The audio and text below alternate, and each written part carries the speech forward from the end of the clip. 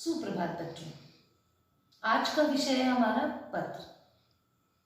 पत्र दो प्रकार के होते हैं, एक होता है औपचारिक और एक होता है अनौपचारिक, फॉर्मल लेटर और इनफॉर्मल लेटर।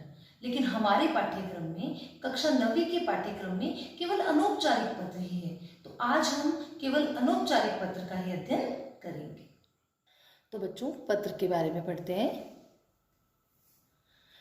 पत्र का अर्थ क्या होता है? पत्र का शाब्दिक अर्थ होता है ऐसा कागज जिस पर कोई बात लिखी या छपी हो। पत्र लेखन के माध्यम से हम अपने भावों और विचारों को व्यक्त कर सकते हैं। पत्रों के माध्यम से एक व्यक्ति अपनी बातों को लिखकर दूसरों तक पहुंचा सकता है। जिन बातों को लोग कहने में हिचकिचाते हैं, उन बातों को पत्रों के माध्यम से आसानी से समझाया जा सकता है। तो ये होता है पत्र का अर्थ। पत्रों के प्रकार। बच्चों, मुख्य रूप से पत्रों को दो वर्गों में बांटा गया है, एक औपचारिक और दूसरा अनौपचारिक। जैसा कि मैं आपको बता चुकी हूं कि हमारे कोर्स में, हमारे पाठ्यक्रम में केवल अनौपचारिक पत्र ही है, तो हम केवल अनौपचारिक पत्र के बारे में जानेंगे। अनौपचारिक पत्र, यह पत्र उन लोगों को लिखा जाता है जिनसे हमारा व्यक्तिगत संबंध रहता है। अनौपचारिक पत्र अपने परिवार के लोगों को, जैसे माता पिता, भाई बहन, सगे संबंधियों और मित्रों को उनका हालचाल पूछने, निमंत्रण देने और सूचना आदि देने के लिए लिखे जाते हैं। इन पत्रों में भाषा के प्रयोग में थोड़ी ढील की जा सकती है। इन पत्रों में शब्दों की संख्या असीमित हो सकती है, क्योंकि इन पत्रों में इधर उधर की बातों का भी समावेश हो सकता है। इन पत्रों में आत्मीयता का भाव रहता है तथा व्यक्तिगत बातों का उल्लेख भी किया जाता है। इस तरह के पत्र लेखन में व्यक्तिगत सुख दुख का ब्यौरा एवं विवरण के साथ व्यक्तिगत संबंधों का भी उल्लेख किया जाता है। अर्थात अनौपचारिक पत्र है क्या? अनौपचारिक, अनौपचारिक। औपचारिक के आगे अन लगा दिया। औपचारिक का अर्थ होता है दिखावा और अनौपचारिक अर्थात बिना दिखावे के। अनौपचारिक पत्र वो होते हैं जिनमें कोई तरह की फॉर्मेलिटीज, किसी तरह का दिखावा नहीं किया जाता। अपने सगे संबंधियों को, अपने रिश्तेदारों को जो हम पत्र लिखते हैं, जिसमें हम उनसे हालचाल पूछते हैं, अपना हालचाल बताते हैं, सुख दुख की बातें कर सकते हैं, और किसी तरह की कोई दिखावटी भाषा का प्रयोग करने की आवश्यकता नहीं होती, वो अनौपचारिक पत्र होते हैं। अनौपचारिक पत्रों में आत्मीयता होती है। आत्मीयता अर्थात अपनेपन का भाव होता है। हम अपनेपन के भाव से लिखते हैं, इसलिए इन्हें अनौपचारिक कहा जाता है। अनौपचारिक, बिना औपचारिकता के, बिना दिखावे की भाषा के जिसका हम प्रयोग करते हैं, जिसमें किसी तरह की कोई फॉर्मेलिटी नहीं होती है, वो होते हैं अनौपचारिक पत्र। और अनौपचारिक पत्र अपने रिश्तेदारों को, सगे संबंधियों को लिखा जाता है जिनसे हमारा अपना पर्सनल रिलेशन होता है, व्यक्तिगत संबंध होता है।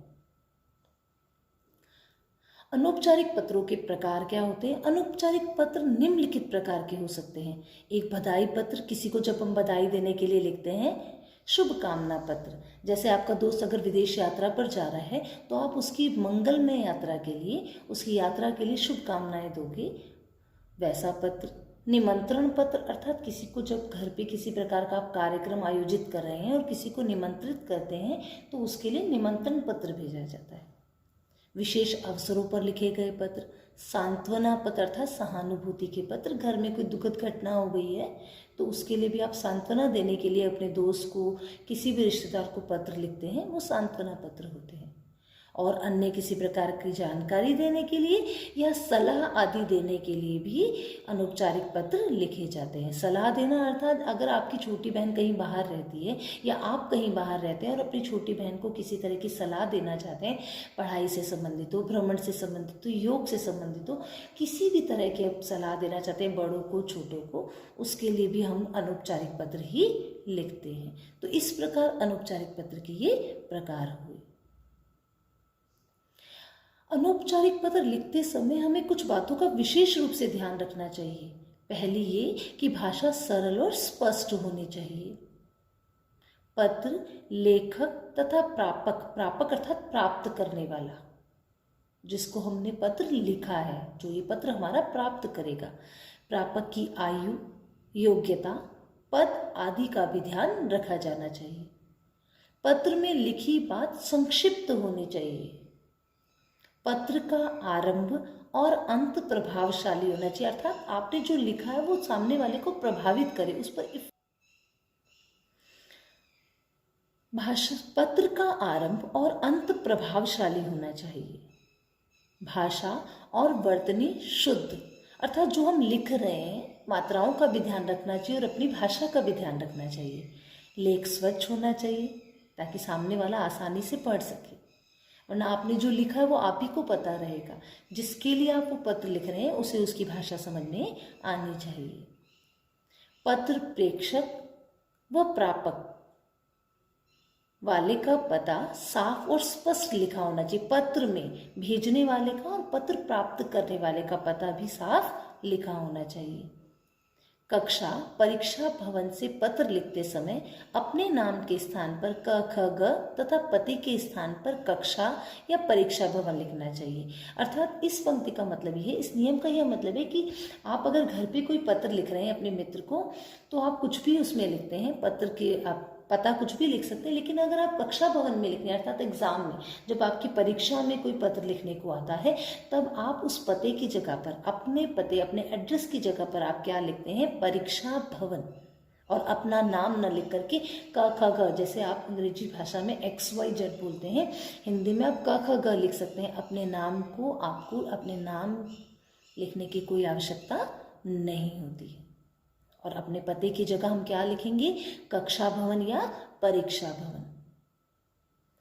अपना पता और दिनांक लिखने के बाद एक पंक्ति छोड़कर आगे लिखना चाहिए। एक पंक्ति मतलब एक लाइन आप छोड़ देंगे। जब आपने अपना एड्रेस लिख लिया, दिनांक लिख ली, उसके बाद एक लाइन छोड़ने के बाद आप आगे की बात लिखना शुरू करेंगे। और पत्र में काट छाट नहीं होनी चाहिए, अर्थात जिस पे हम काम करते हैं उसको काटते रहते हैं, तो काट छाट नहीं होनी चाहिए, बिल्कुल सफाई से काम किया होना चाहिए। फिर अनौपचारिक पत्रों का प्रारूप क्या होता है, उस प्रारूप के बारे में जानेंगे। हम जब अनौपचारिक पत्र लिखते हैं तो हमें ध्यान रखना होता है, अनौपचारिक पत्र जो है उसमें जो एड्रेस लिखा जाता है, जो पता लिखा जाता है, वो बाईं ओर लिखा जाता है, लेफ्ट साइड पर लिखना है। जिस दिन पत्र लिखा जा रहा है उस दिन की तारीख लिखनी चाहिए। विषय का विशेष रूप से ध्यान रखेंगे। अनौपचारिक पत्रों में विषय नहीं लिखा जाता है, वो केवल और केवल औपचारिक पत्रों में लिखा जाता है। फॉर्मल लेटर में हम विषय की बात करते हैं। इनफॉर्मल लेटर अर्थात अनौपचारिक पत्र में विषय नहीं लिखा जाता है। संबोधन अर्थात जिस व्यक्ति को पत्र लिखा जा रहा है उसके संबंध के अनुसार ही हमें संबोधन का प्रयोग करना चाहिए। बड़ों के लिए पूजनीय, आदरणीय, पूज्य, इन शब्दों का प्रयोग करना चाहिए। और अगर अपने से छोटों को आप पत्र लिख रहे हैं तो उसके लिए प्रियवर, स्नेही, प्रिय, प्यारा, इस तरह के शब्दों का प्रयोग करना चाहिए। और फिर 5वें नंबर पे अभिवादन। जिसको पत्र लिखा जा रहा है उसके साथ संबंध के अनुसार अभिवादन लिखा जाता है। जैसे सादर प्रणाम, हम बड़ों को लिख रहे हैं तो हम क्या लिखेंगे, चरण स्पर्श, सादर प्रणाम, नमस्कार। और हम छोटों को लिख रहे हैं तो उसके लिए नमस्कार भी और मधुर प्यार, प्यार के साथ सप्रेम, इस तरह के शब्दों का प्रयोग कर सकते हैं। छठा विषय, मुख्य विषय। अब विषय वस्तु की बात करें तो वो 3 अनुच्छेदों में विभाजित करना चाहिए। अनुच्छेद मतलब पैराग्राफ। हम जो मेन विषय लिखते हैं उसको 3 पैराग्राफ में हम बांट कर लिख सकते हैं। पहले अनुच्छेद की शुरुआत कुछ इस प्रकार होनी चाहिए, हम या मैं यहाँ कुशल मंगल हूँ। आशा करता हूँ कि आप भी कुशल मंगल होंगे, अर्थात मैं यहाँ सही हूँ, अच्छे से रह रहा हूँ और उम्मीद करती हूँ कि आप भी अच्छे से रह रहे होंगे। दूसरे अनुच्छेद में जिस कारण पत्र लिखा जा रहा है उस बात का उल्लेख किया जाना चाहिए, अर्थात आप पत्र किस कारण से लिख रहे हैं वो कारण दूसरे पैराग्राफ में लिखना है। और तीसरे अनुच्छेद में समाप्ति से पहले कुछ वाक्य अपने परिवार या संबंधियों की कुशलता के लिए लिखने चाहिए, जैसे कि मेरी तरफ से बड़ों को प्रणाम, छोटों को प्यार, आपका आशीर्वाद, है ना। इस तरीके से हमें लिखना है। तो ध्यान रखिएगा, मुख्य विषय 3 पैराग्राफ 3 अनुच्छेद में बांट कर लिख सकते हैं। पहले अनुच्छेद में आपने कुशल समाचार पूछे और अपने कुशल समाचार बताए कि मैं यहाँ स्वस्थ हूँ, आप भी स्वस्थ होंगे। दूसरे पैराग्राफ में हमें उस पत्र का कारण लिखना है कि हम पत्र लिख क्यों रहे हैं। और तीसरे में हमें ये लिखना है बड़ों के प्रति बड़ों को मेरी तरफ से प्रणाम करना, छोटों को प्यार करना। घर में जो छोटे हैं उनके लिए भी कुछ लिखना है और बड़ों को भी प्रणाम कहते हुए कुछ लिखना है। अंत में प्रेषक का संबंध, जैसे अपने पिता को लिखा गया है तो नीचे क्या लिखेंगे, आपका पुत्र। आपने दोस्त को पत्र लिखा है तो नीचे क्या लिखेंगे, तुम्हारा दोस्त। छोटी बहन को लिखा है तो हम नीचे क्या लिखेंगे, तुम्हारा बड़ा भाई। चाचा को लिखा है तो आप क्या लिखेंगे, आपका भतीजा या आपकी भतीजी। तो इस तरह के शब्दों का प्रयोग किया जाता है समाप्ति में। अभिवादन या समाप्ति में प्रयोग किए जाने वाले कुछ शब्द, अगर आप इसे अच्छे से समझ लेंगे तो आप इनमें से किसी भी शब्द का प्रयोग करेंगे तो उचित रहेगा। अपने से बड़े आदरणीय संबंधियों के लिए कैसे लिखते हैं, आदरणीय, पूजनीय, पूज्य, श्रद्धेय आदि। और अभिवादन करते समय क्या लिखेंगे उनके लिए, सादर प्रणाम, सादर चरण स्पर्श, सादर नमस्कार आदि। और अंत में लिखेंगे आपका बेटा, पोता, नाती, बेटी, पोती, मतलब जो जैसा रिश्ता है जिसको आप पत्र लिख रहे हैं उसके आधार पर आप इन शब्दों का प्रयोग करेंगे। और जब आप अपने से छोटे या बराबर वालों के लिए पत्र लिख रहे हैं तब हम क्या लिखेंगे, प्रशस्ति। प्रशस्ति मतलब यहाँ प्रशस्ति का अर्थ है संबोधन। संबोधन के लिए आप क्या लिखेंगे, लिखेंगे प्रिय, चिरंजीव, प्यारे, प्रिय मित्र, इस तरीके से। और अभिवादन करते समय, जैसे अभिवादन अर्थात हम किसी को नमस्कार करते हैं तो हम यहाँ पर लिख सकते हैं सदा खुश रहो, सुखी रहो, आशीर्वाद। अपने से छोटे वालों को हम आशीर्वाद ही देते हैं तो उस तरीके के शब्द हम लिखते हैं। और अंत में हम क्या लिखेंगे, तुम्हारा भी, तुम्हारा मित्र, तुम्हारा दोस्त, तुम्हारा हितैषी। हितैषी मतलब मित्र ही है। तुम्हारा शुभ चिंतक, है ना, तुम्हारा बड़ा भाई, तुम्हारी बड़ी बहन। इस तरह के शब्दों का प्रयोग हम समाप्ति पर करेंगे। तो बच्चों, अनौपचारिक पत्र व्यक्तिगत संबंधों वाले व्यक्तियों को ही लिखा जाता है। उसमें हमें किसी तरह की भाषा का प्रयोग करते समय किसी तरह के दिखावे की जरूरत नहीं होती है। उसमें हम भाषा में ढील भी दे सकते हैं तथा अपने अनुसार, अपनी भाषा के अनुसार हम उसमें लिख सकते हैं। बस ध्यान रखिएगा, सबसे ऊपर अपना पता होता है, बीच में हमें विषय वस्तु किस आधार पर लिखनी है, समाप्ति में किन शब्दों का प्रयोग करना है, इन सब का ध्यान रखते हुए हमें अनौपचारिक पत्र लिखना चाहिए।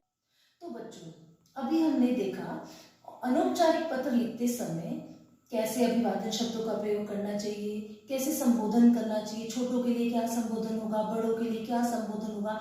समाप्ति में अगर हमने बड़ों को पत्र लिखा है तो समाप्ति में किन शब्दों का प्रयोग करेंगे, छोटों को पत्र लिखा है तो समाप्ति में किन शब्दों का प्रयोग करेंगे। अब हम देखते हैं अनौपचारिक पत्र का प्रारूप क्या होता है, किस हिसाब तरीके से अनौपचारिक पत्र लिखा जाता है, उसका क्या फॉर्मेट है। तो ध्यान से देखिएगा, सबसे पहले हम लिखते हैं प्रेषक का पता, अर्थात जिसने पत्र लिखा है, जो पत्र भेज रहा है उसका पता लिखा जाता है।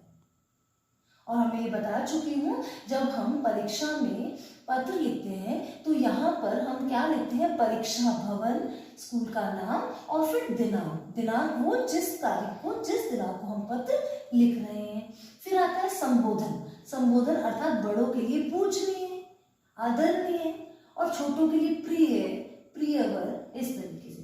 फिर होता है अभिवादन अर्थात जब हमने बड़ों को लिखा है तो हम लिखते हैं चरण स्पर्श, और छोटों को लिखेंगे तो क्या लिखेंगे, खुश रहो, उनको आशीर्वाद देते हुए शब्द लिखेंगे। फिर मैंने आपको बताया था विषय वस्तु 3 अनुच्छेद में लिखी जाएगी, पहला अनुच्छेद, दूसरा अनुच्छेद और तीसरा अनुच्छेद, अर्थात पैराग्राफ में। पहले अनुच्छेद में हम कुशल समाचार की बात करेंगे, फिर हम दूसरे अनुच्छेद में जिस विषय पे पत्र लिखा जा रहा है उसके बारे में लिखेंगे, और तीसरे अनुच्छेद में हम समाप्ति सूचक, जिस तरीके से बड़ों को मेरी तरफ से प्रणाम कहना, छोटों को प्यार, इस तरीके का हम तीसरे अनुच्छेद में लिखेंगे। तो जो विषय वस्तु है वो 3 पैराग्राफ में लिखी जा सकती है। फिर है अंत में प्राप्त करने वाले से प्रेषक का संबंध, अर्थात जिसको हमने पत्र लिखा है उससे भेजने वाले का क्या संबंध है। अगर अब बेटे ने लिखा है तो हम क्या लिखेंगे, आपका पुत्र, और अगर बड़े भाई ने लिखा है तो हम क्या लिखेंगे, आपका बड़ा भाई। अगर छोटी बहन ने लिखा है तो हम क्या लिखेंगे, तुम्हारी छोटी बहन। इस तरीके से लिखे अंत में प्रेक्षक का नाम, और प्रेक्षक के नाम की जगह हम परीक्षा भवन क्या लिखते हैं, क ख ग। जैसे इंग्लिश में XYZ लिखा जाता है, ऐसे हिंदी में क ख ग लिख दिया जाता है। तो बच्चों इस प्रकार अनौपचारिक पत्र लिखा जाता है। उम्मीद करती हूँ आप सबको अनौपचारिक पत्र लिखने का प्रारूप समझ में आ गया होगा। धन्यवाद।